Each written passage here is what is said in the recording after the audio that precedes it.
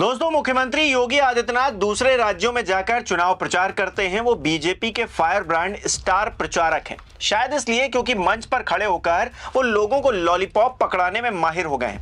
लेकिन उत्तर प्रदेश, जहां उन्हें सचमुच मिसाल कायम करके दिखाना चाहिए था, वहां 8 साल बाद भी जुमलों का पुलिंदा पकड़ाना ये दिखाता है कि योगी जी भी मोदी जी से कम नहीं है, खास तौर पर जुमलेबाजी करने में। उदाहरण देता हूं मैं आपको इस वीडियो में, तब आप जान पाएंगे कि कैसे योगी आदित्यनाथ 8 साल बाद भी वही घिसी पिटी स्क्रिप्ट पढ़ रहे हैं। नमस्कार, मेरा नाम हिमांशु मिश्रा है, आप देख रहे हैं 4PM न्यूज नेटवर्क। दोस्तों, बीते रोज लखनऊ में लक्ष्मण मेला मैदान के पास गोमती नदी के तट पर भगवान सूर्य को अर्घ देने के बाद सीएम योगी आदित्यनाथ ने गोमती नदी को लेकर एक बड़ी घोषणा की।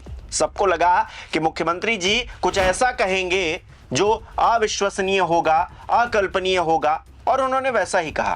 क्या कहा? उन्होंने कहा कि 1 से 1.5 साल में लखनऊ का कोई ड्रेनेज या सीवर गोमती में नहीं गिरेगा। गोमती नदी पीलीभीत से गाजीपुर तक निर्मल और अविरल होगी। अब दोस्तों, आप खुद ही सोचिए, ये बात वो मुख्यमंत्री कह रहे हैं जो पिछले 8 साल से बेधड़क डबल इंजन की सरकार उत्तर प्रदेश के अंदर चला रहे हैं। कोई रोक टोक नहीं है, कहीं पर भी कोई संशय नहीं है, कोई बाधा नहीं है, कोई रोड़ा नहीं है। फिर भी गोमती की सफाई में अगले 1 से 1.5 साल और लग जाने हैं, ये कहकर योगी जी ने अपनी फजीहत खुद ही करवा ली है। अपने पैरों पर कुल्हाड़ी नहीं मारी है, अपने पैर उठाकर ही कुल्हाड़ी पर दे मारा है। कम से कम रेखा गुप्ता जी से ही सीख लेते। उन्होंने तो वासुदेव घाट के पास थोड़े से हिस्से पर बांध बनाकर एक तालाब नुमा व्यवस्था करके उसमें गंगा का फिल्टर्ड पानी भर दिया और चरण वंदना करने वाले गोदी एंकर्स को बुलाया, मीडिया को बुलाया, कहा देखिए यमुना कितनी साफ और निर्मल हो गई है। जब आंखों में धूल ही झोंकनी है तो डेडलाइन देने की क्या ही जरूरत है, सीधे बोल देते। यमुना हो या फिर गोमती हो, जो भी है वो साफ है, कौन सा आपको जेल कोई कर देगा।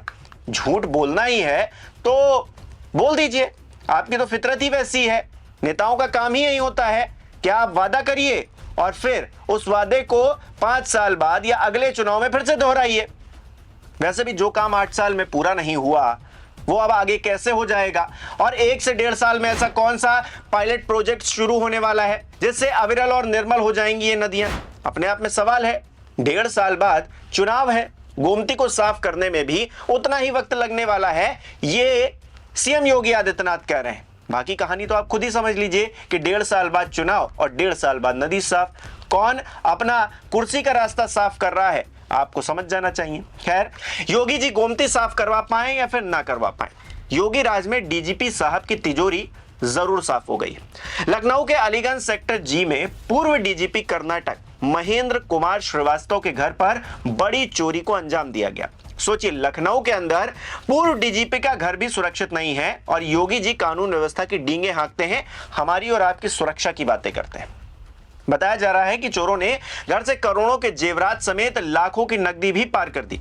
चोर इतने शातिर निकले कि चोरी के बाद उन्होंने घर के सीसीटीवी कैमरों के साथ डीवीआर भी निकाल लिए। लेकिन इन सब से क्या ही फर्क पड़ता है? फर्क तो नाम से पड़ता है। इसीलिए तो बीते रोज योगी आदित्यनाथ ने स्मृति महोत्सव मेले की शुरुआत करते हुए बड़ा ऐलान किया और कहा कि अब से गोला तहसील का मुस्तफाबाद कबीरधाम के नाम से जाना जाएगा। मैंने इस गांव के बारे में पूछा, मुझे बताया गया गांव का नाम है मुस्तफाबाद। मैंने कहा कितनी मुस्लिम आबादी रहती है यहां पे? कहा एक भी नहीं, लेकिन नाम मुस्तफाबाद हो गया। हमने कहा भाई अब ये नाम बदलना चाहिए, मुस्तफाबाद ने कबीर धाम इसका नाम रख दो। अब चूंकि चुनाव नजदीक है दोस्तों, तो नामकरण का सिलसिला और भी तेज होता हुआ हम सबको नजर आने वाला है। वैसे नाम बदलने से फितरत या हालात नहीं बदलते हैं। योगी के बयान के बाद सपा की तरफ से यही इशारा किया गया। प्रवक्ता फखरुल हसन चांद ने यह कह दिया कि बीजेपी नाम बदलने की राजनीति करती है, हिंदू मुस्लिम और मंदिर मस्जिद के नाम पर सियासत करती है, लेकिन जनता जल्द ही ऐसी नफरत फैलाने वाली सरकार को बदल देगी। आज उत्तर प्रदेश में एक ऐसी सरकार है जो कानून व्यवस्था के मुद्दे पर पूरी तरह से विफल है। यह सरकार न तो किसानों को खाद दे पा रही है और न ही लोगों को सुरक्षा। महिलाएं असुरक्षित हैं। यह सरकार किसानों और युवाओं के खिलाफ बल का प्रयोग कर रही है। अब तस्वीर तो हर किसी ने देखी है दोस्तों, किस तरह से बल प्रयोग किया जा रहा है, किस तरह से अपराध चरम पर पहुंचता जा रहा है। रिपोर्ट्स जो निकलकर सामने आ रही हैं, जो सरकारी रिपोर्ट्स हैं, कोई इधर उधर की रिपोर्ट्स नहीं है, वो बता रही हैं कि क्राइम बढ़ रहा है लगातार।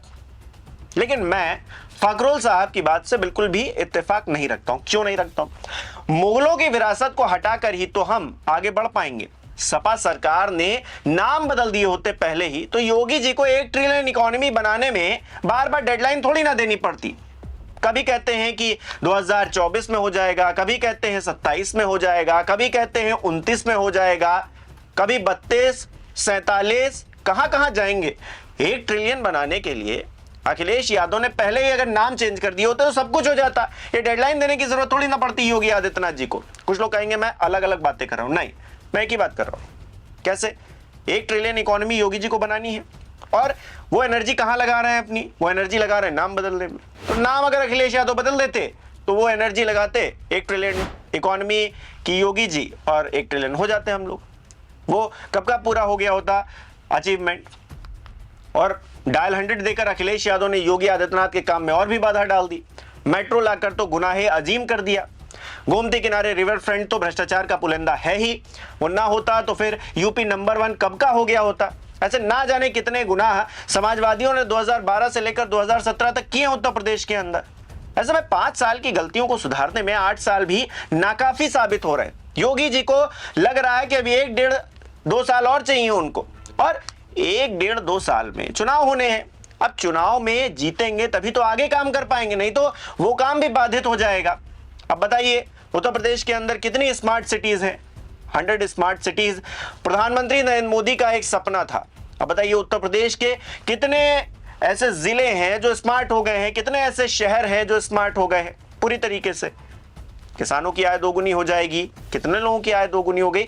वादे वादे वादे, वादों का क्या है, वादे करते जाइए और फिर भूल जाइए। मंच पर फिर खड़े होइए और फिर से वादा दोहराइए कि देखिए 2017 से पहले उत्तर प्रदेश क्या था और 2017 के बाद उत्तर प्रदेश क्या हो गया है। उत्तर प्रदेश 8 वर्ष पहले बीमारू राज्य माना जाता था, देश के विकास का बैरियर माना जाता था। इस उत्तर प्रदेश को 8 वर्ष पहले केवल एक श्रम शक्ति के रूप में लोग जानते थे।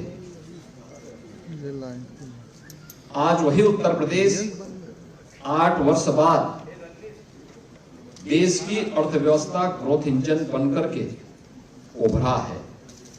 आज वही उत्तर प्रदेश 8 वर्ष की इस यात्रा के दौरान देश के अंदर अर्थ पुंज बनकर के उतरा है, अर्थ शक्ति के रूप में उभरा है। अब आप बताइए दोस्तों, उत्तर प्रदेश देश के लिए ग्रोथ का इंजन बन गया है, फिर भी योगी जी को लॉलीपॉप देने पड़ रहे हैं, मुल्ला मस्जिद और मुस्तफाबाद करना पड़ रहा है। दोस्तों आप ही कमेंट करके मुझे बताइए कि योगी जी की इस सियासी गुणागणित के क्या मायने हैं। जो वादे करके वो सत्ता में आए, अगर उन्हीं वादों को वो दोहरा रहे हैं, वादों पर वादे किए जा रहे हैं, जमीन पर ज्यादा कुछ हो नहीं रहा है और जो हो रहा है उसमें क्रेडिट लेने में सबसे आगे अगर वो आ जाते हैं तो फिर आप इसे किस तरह से देखते हैं। 100 दिनों के अंदर उत्तर प्रदेश के अंदर सारी सड़कें गड्ढा मुक्त हो जाएंगी, ये कहा गया था। गड्ढा मुक्त आपकी सड़कें हुई हैं क्या? सिर्फ इस छोटे से वादे से इस प्रदेश की सरकार की नीयत और कथनी और करनी में जो अंतर है उसको पहचान लीजिए। वीडियो को लाइक करना, शेयर करना मत भूलिएगा। हमारे चैनल को सब्सक्राइब नहीं किया तो वो भी जरूर कीजिएगा। बहुत बहुत धन्यवाद।